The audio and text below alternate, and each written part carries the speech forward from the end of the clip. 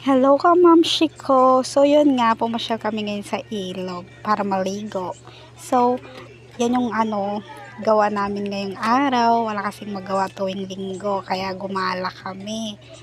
Yung baby ko parang ayawan dyan, ayaw magpababa. So, pasensya na kayo sa mga maiingay.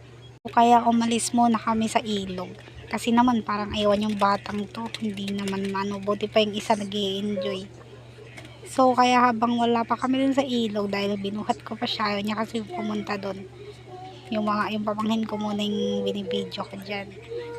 Ayan, bumalik na naman kami. Takot naman yung batang to, hindi naman siya umuupo. Gusto niya magpabuhat dyan sa oras na yan. Pero hindi ko siya binubuhat kasi mababasa ako. Siya lang kasi naliligo eh. So, para lang akong tanga dyan na nag-swimming yung mga bata, na hindi kami nagsiswimming ng ate ko. And yes, tama kayo, ate ko kayong kasama ko at anak niya yung dalawang yan. Walang magawa. Yan, umalis na naman kami. Alis na naman kasi kami. Kasi yung bata, ayaw na bumaba.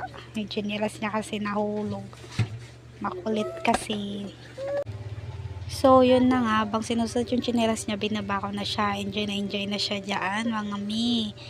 Kaya yan, hawak ko siya sa likod, baka bigla siyang mapaupo, makainom ng tubig. And then yan, nahawakan ko siya. May tinitingnan ako dun sa likod niya kasi merong parang pula. Hindi ganyan lang. Tanong ng ate ko kung nakikita ba kami dun sa camera. Tama naman ako, nakikita kami. Yun yung pamangkin kong isa, yung babae.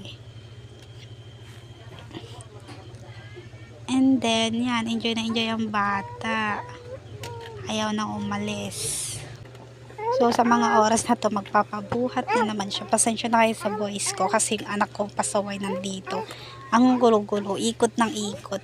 Di pa kasi tulog.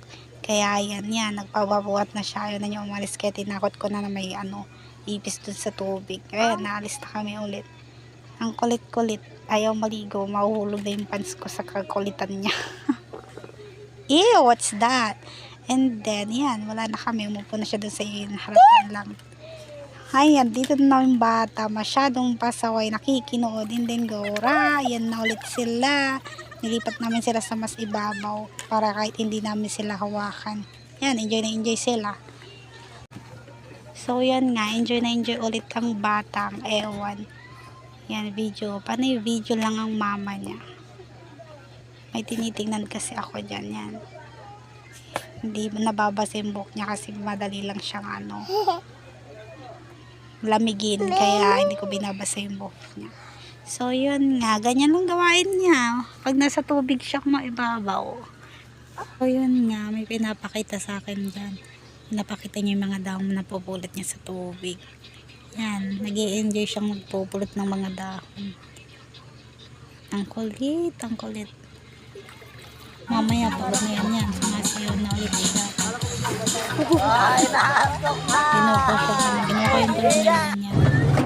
And there, we're going home na. Pagod sa swimming. Bye! Thanks for watching.